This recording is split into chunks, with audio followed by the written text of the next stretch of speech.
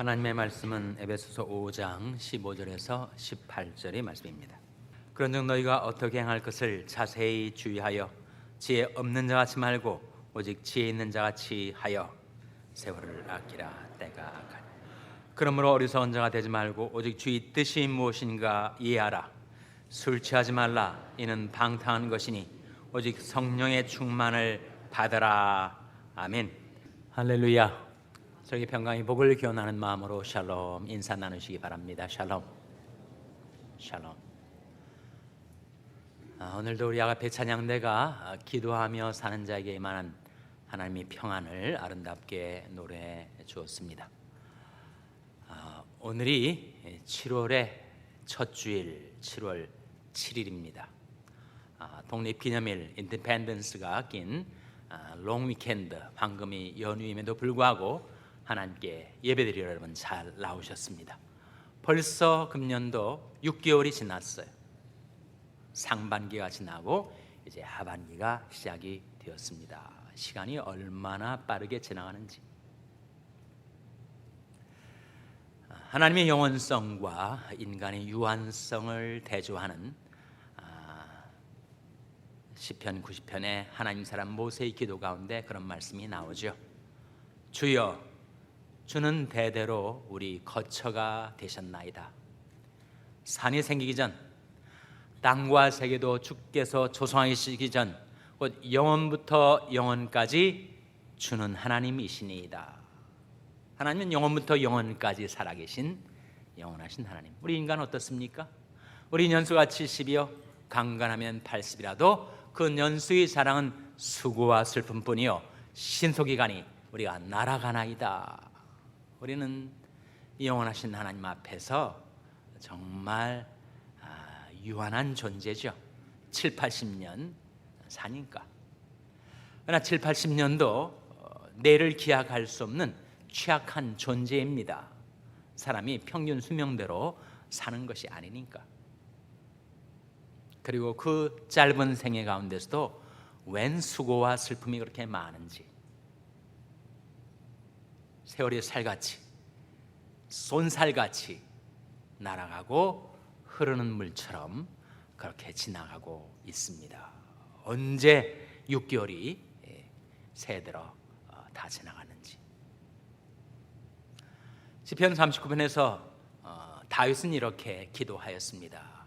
여호와여, 나의 종말과 연한이 어떠함을 알게 하사 나로 나의 연약함을 알게 하소서. 주께서 나의 날을 손넓이만큼 되게 하심에 나의 일생이 주의 앞에는 없는 것 같사오니 사람마다 든든히 선 때에도 진실로 허사뿐이니이다. 영원하신 하나님 앞에서 우리의 인생은 손바닥 넓이만큼 그렇게 짧고 덧없이 지나간단 말이죠. 제가 동부 뉴저지에서 목회할 때 가나안 농문학교 교장이셨던 김영기 장로님의 장남 김종일 목사님을 모시고 붕회를 한 적이 있어요. 그분이 그렇게 얘기를 하시더라고요. 인생의 무상함을 말하면서 자기가 농군학교에서 나오는 햇 복숭아를 1년에 한 차례 먹는데 문득 한번 생각이 들기를, 내가 과연 이 햇 복숭아를 몇 차례 더 먹을 수 있을까? 그런 생각이 들었다는 거예요. 1년에 한 차례 나오니까 그에 남아있는 인생의 연수가 바로 그 햇 복숭아를 먹을 수 있는 수가 되지 않겠습니까? 미국에 살고 있는 우리로 말하자면 이번에 내가 미국 독립기념일을 맞이했었는데 과연 더 몇 번 맞이할 수 있을까? 한 30번 더 맞이할 수 있을까? 20번? 10번? 5번? 아니면 서너 번 밖에 남지 않았을까? 우리는 내일 일을 알지 못합니다. 그런즉 너희 생명이 무엇이뇨? 너는 잠깐 보이다가 없어지는 안개니라.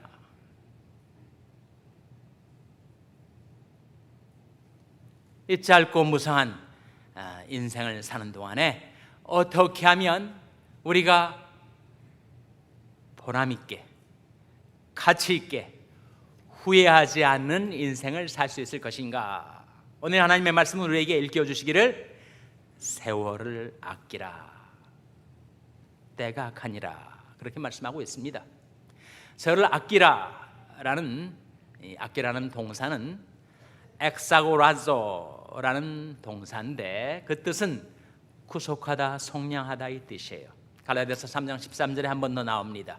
그리스도께서 우리를 위하여 저주를 받은 바 되사 율법의 저주에서 우리를 속량하셨으니, 그 속량이 바로 아끼라에 해당되는 엑사고라조.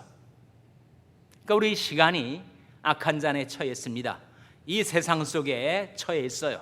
근데 그 세상을 건져내서 구속해내서 주의 영광을 위해서 쓰며 살라라고 하는 뜻을 담고 있습니다. 시간은 금이다 라고 말했지만 시간은 금보다 더 귀한 거죠. 시간은 우리 생명입니다. 이 시간을 어떻게 구속해내서 속량해내서 주의 영광을 위해서 살아갈 수 있는지 네 가지 길을 오늘 본 말씀 속에서 우리에게 보여주고 있습니다. 먼저 15절 말씀 같이 읽겠습니다. 15절 말씀 시작. 그런즉 너희가 어떻게 행할 것을 자세히 주의하여 지혜 없는 자같이 말고 오직 지혜 있는 자같이 하여. 두 가지가 나와요. 세월을 아끼며 살 수 있는 것 어떻게 해야 할 것인가. 첫 번째로 어떻게 행할 것을 자세히 주의하라. 두 번째로 지혜 없는 자같이 말고 오직 지혜 있는 자같이 하라. 셋째로 17절에 나온 말씀이죠. 같이 읽겠습니다. 시작. 그러므로 어리석은 자가 되지 말고 오직 주의 뜻이 무엇인가 이해하라. 주의 뜻이 무엇인가 이해하라. 넷째로 18절 말씀 같이 읽습니다. 술 취하지 말라. 이는 방탕한 것이니 오직 성령의 충만을 받으라. 성령의 충만을 받으라. 우리 생명과 같이 귀중한 이 세월을 아끼며 살아가려면 어떻게 해야 될 것인가. 네 가지를 말씀해 주고 있습니다. 첫째로 어떻게 행할 것을 자세히 주의하라. 둘째로 지혜 있는 자같이 하라. 셋째로 주의 뜻이 무엇인가 이해하라. 넷째로 성령의 충만을 받으라. 그것이 세월을 아끼고 시간을 구속하여 하나님의 영광을 위해서 돌리며 살 수 있는 길이라고 말씀하고 있습니다. 첫째로 어떻게 행할 것을 자세히 주의하라. 우리가 시간 사용을 하는 것을 들여다보면 별로 생각 없이 계획 없이 그냥 상황에 떠밀려서 또 사람들에 휩쓸려서 우리가 시간을 사용할 때가 많습니다. 그러다 보면 시간을 낭비하게 되고 시간을 허비하게 되죠. 그러니 앞으로 3시간 혹은 4시간 시간 사용을 하려 할 때 어떻게 할 것을 자세히 주의하라 하는 거죠. 너는 마음을 다하여 여호와를 의뢰하고 내 명철을 의지하지 말라. 너는 범사의 그를 인정하라. 그러면 내 길을 지도하시리라 하지 않았습니까? 코리아타운에서 친구에게 전화가 걸려왔어요. 한번 코리아타운에 나와서 좀 만나자. 그 친구의 불쑥 예기치 않던 제안에 대해서 내가 예스라고 할 것인가 노라고 할 것인가에 따라서 서너 시간을 어떻게 쓰는가가 달라지게 되지 않습니까? 만나면 식사도 같이 하고 커피도 한잔하고 지내왔던 얘기도 나누고 서너 시간이 거기에 들어가는 것입니다. 어떤 경우는 내 예스 혹은 노의 대답에 따라서 3, 4일이 달라질 수가 있어요. 그러니 시간을 사용할 때 어떻게 할 것을 자세히 주의하라. 내가 이렇게 대답을 하고 행하는 길에 어떤 결과가 나오게 될 것인지 그 결과를 염두에 두고 시간을 사용하라. 우리가 입술로 하는 말은 내 인생의 시간을 얽어매게 되어 있습니다. 잠언 6장 2절 말씀에 내 입의 말로 얽혔으며 내 입의 말로 인하여 잡히게 되었느니라. 내가 yes 혹은 no라는 대답을 함으로써 그 대답에 따라 나의 향후 시간이 거기에 매이게 된단 말이죠. 그러니 그냥 다급한 상황에 떠밀려서 행하지 말고 어떻게 행할 것을 자세히 주의하라. 너희는 길에 서서 보며 옛적 길, 그 선한 길이 어딘지 알아보고 그리로 행하라. 너희 심령이 평강을 얻으리라. 그래서 세월을 아끼며 시간을 구속하며 주를 위하여 쓰며 살 수 있는 첫 번째 길, 어떻게 하는 것을 자세히 주의하라. 둘째가 무엇이었습니까? 지혜 없는 자 같이 말고 오직 지혜 있는 자 같이 하여 세월을 아끼라. 때가 악하니라. 지혜 있게 살아가라 하는 말씀인데, 지혜와 지식의 차이가 뭐지요? 지식은 내가 하나의 필요한 정보를 아는 것입니다. 그러나 지혜는 두루 응용을 가능케 해주는 것이니 지식도 필요하지만 지혜가 더 중요하죠. 정말 우리가 지혜롭지 못하게 시간을 사용할 때가 종종 있으니 우리에게 정말 그런 기도가 필요합니다. 지혜에 대한 놀라운 약속의 말씀이 야고보서 1장 5절에 나오는데, 너희 중에 누구든지 지혜가 부족하거든 모든 사람에게 후히 주시고 꾸짖지 아니하시는 하나님께 구하라. 그리하면 주시리라.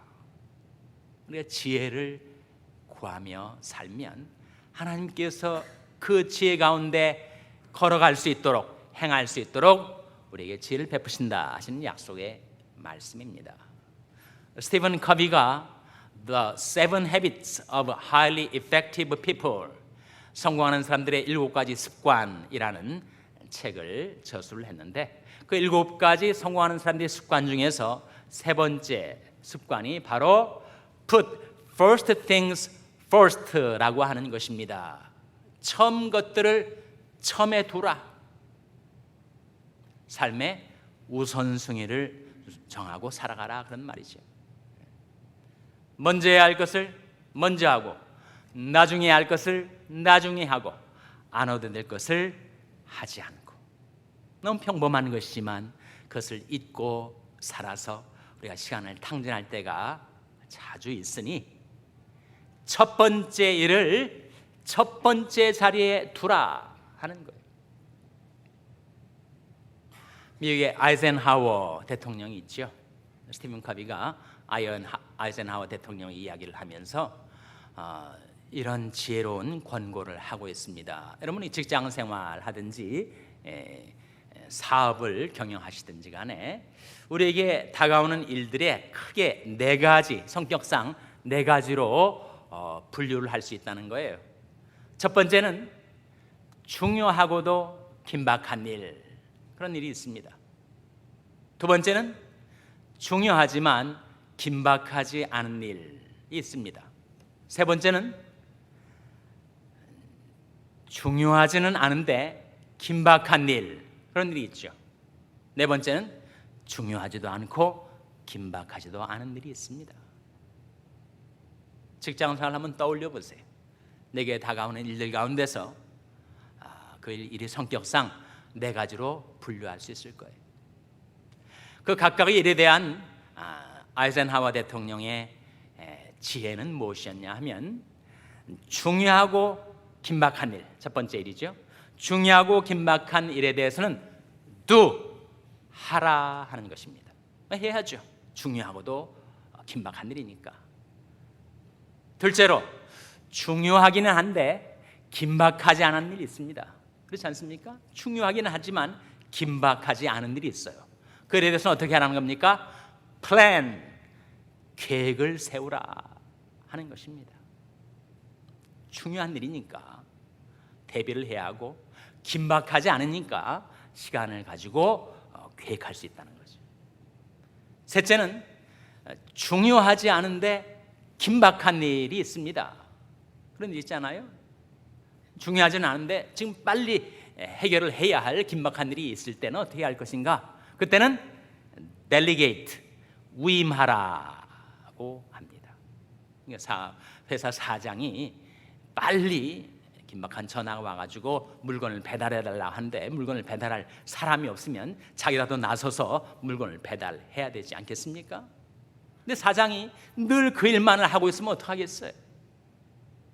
중요하지는 않은데 긴박한 일은 조만한테 시켜야 되죠. 자기는 회사의 장래를 위해서 계획하고 설계하는 일을 해야 하지 않겠습니까? 그러니 중요하지는 않은데 긴박한 일이 있을 때는 어떻게 할 것인가? delegate, 위임하라 하는 거예요. 넷째는 중요하지도 않고 긴박하지도 않은 일. 그러면 어떻게 해야 되죠? 중요하지도 않으면서 긴박하지도 않은 일, 그 일은 eliminate, 제거하라, 그렇게 권고를 합니다. 그래야 되겠죠. 중요하지도 않고 긴박하지도 않은 일이 늘 마음을 산란케 하고 신경이 쓰이게 하고 거기에 매이지 말라는 거죠. 그것은 과감하게 생략하고 그리고 제거하라. 우리는 다 지혜가 부족합니다. 하나님께 지혜를 구해서 우리가 지혜롭게 행할 때 세월을 아끼며 이 세상에 처해진 시간을 구속해서 주의 영광을 위해서 살아갈 수 있지 않겠는가 하는 거죠. 세 번째는 무엇입니까? 주의 뜻이 무엇인가 이해하라. 그것이 시간을 아끼며 사는 데 있어서 결정적으로 중요한 것입니다. 영원하신 하나님은 하나님의 자녀들 우리들이 이 유한한 인생을 이것도 한 번밖에 살고 있지 않은 것을 아시기 때문에 우리 삶을 향하신 하나님의 뜻이야말로 우리 인생에 있어서의 지름길, 첩경입니다. 그래서 너희는 이 세대를 본받지 말고 오직 마음을 새롭게 함으로 변화를 받아 하나님이 선하시고 기뻐하시고 온전하신 뜻이 무엇인지 분별하도록 하라. 하나님의 뜻에 대한 세 가지 묘사가 나오잖아요. 하나님의 뜻은 어떤 뜻이라고요? 선하신 뜻. 그것은 자녀된 우리들의 행복을 위한 선하신 뜻입니다. 하나님의 뜻은 또한 기뻐하시는 뜻이에요. 우리가 그 뜻을 따라 살아가면 하나님이 기뻐하십니다. 그리고 하나님의 뜻은 the perfect will of God. 하나님의 뜻은 완전하신 뜻. 우리 단견, 우리 근시안으로 계산하고 예상하는 것과 비교할 수 없을 정도의 완전하신 하나님의 뜻. 그 뜻을 따라 살아가는 인생이야말로 가장 가치 있고 보람찬 생애를 살 수가 있지 않겠습니까? 그러니 주의 뜻이 무엇인가 이해하라. 문제는 어떻게 이해하는 거죠? 주의 뜻을 어떻게 우리가 알 수 있습니까? 여호와의 말씀에 내 생각은 너희 생각과 다르며 내 길은 너희 길과 달라서 하늘이 땅보다 높음같이 내 길은 너희 길보다 높으며 내 생각은 너희 생각보다 높으니라 말씀하셨어요. 하나님의 생각과 길이 우리 인간의 생각과 길과 다릅니다. 하늘이 땅보다 높음같이 높다 하셨어요. 그 하나님의 생각, 그 하나님의 길, 그 하나님의 뜻을 우리가 어떻게 찾아 알 수가 있다고요? 바로 하나님의 은혜로 우리에게 계시해 주신 성경 말씀 속에 우리는 하나님의 뜻을 발견하게 됩니다.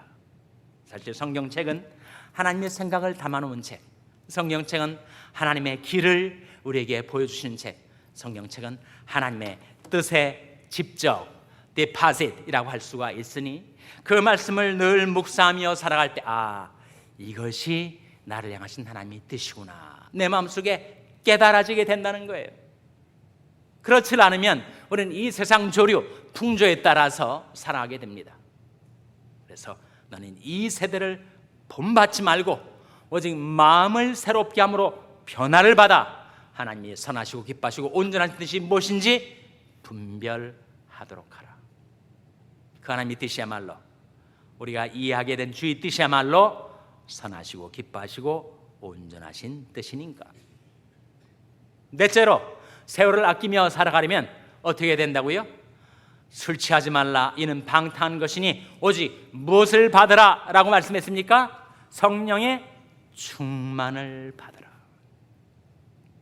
성령 충만 받는 거하고 세월을 아끼는 거하고 무슨 관계가 있어요? 밀접한 관계가 있습니다. 우리가 술에 취해 있으면 허랑방탕해지죠. 꼭 사람이 술에만 취하는 거 아니고 도박에도 취하고 마약에도 취하고 주색 잡기에도 취하고 이 세상 술에 취해 살 수가 있습니다. 그러면 우리는 방탕하게 되는 거죠. 그러면 귀중한 생명과 같은 귀중한 시간들을 너무 탕진하게 되는 것입니다. 그런데 성령의 충만함을 받으면, 성령의 세술에 취하면 성령의 충만한 사람에게 주어지는 지혜와 능력 가운데 주의 뜻을 이해하고 주의 뜻을 행할 수 있는 능을 얻게 된다. 성령 충만이 바로 그것 때문에 우리에게 주어지는 거 아닙니까? 어떤 데는 주의 뜻을 알고도 행할 힘이 내게 없어요. 이래야 될 것 같은데 근데 못하고 있는 내게 성령이 오셔서 주의 뜻에 대한 확신도 심어주시고 그 뜻을 따라 살 수 있는 능력도 부어주시고, 그러니 세월을 아끼며 살아가려 한다면 이 세상 술에 취하지 말라. 오직 성령의 충만을 받으라. 성령의 능력 가운데 주의 뜻을 깨닫고 그 뜻을 따라 행할 수 있는 능력을 얻으라 하는 말씀이죠. 어느새 금년도 막 새해가 시작된 것 같았는데 6개월이 지났습니다. 이렇게 과연 몇 번을 더 살아갈 수 있을까? 우리 인생의 남은 날들을 계수해 보면서 어떻게 하면 이 귀중한 세월을 아끼고 시간을 구속하여 주의 영광을 위해서 살아갈 수 있는가? 4가지 길을 오늘 본 말씀 속에서 보여주셨습니다. 첫 번째가 뭐라고요? 어떻게 행할 것을 자세히 주의하라. 두 번째가 무엇입니까? 지혜 있는 자같이 살라. 세 번째가 무엇입니까? 주의 뜻이 무엇인가? 이해하라. 네 번째가 무엇입니까? 성령의 충만을 받으라. 그래서 이 귀중한 시간을 주의 영광을 위해 돌리고 쓰며 살아가는 저와 여러분 될 수 있기를 주님의 이름으로 축원합니다. 기도하시겠습니다.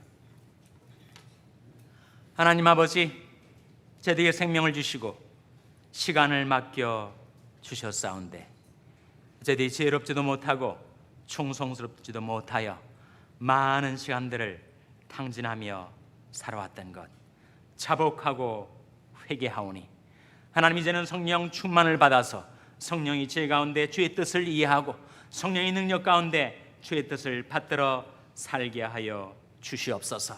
이 아침에 하나님 앞에 나온 죄들을 긍휼히 여기사 성령으로 충만케 해주시기를 바라옵고 예수님의 이름으로 기도하옵나이다. 아멘.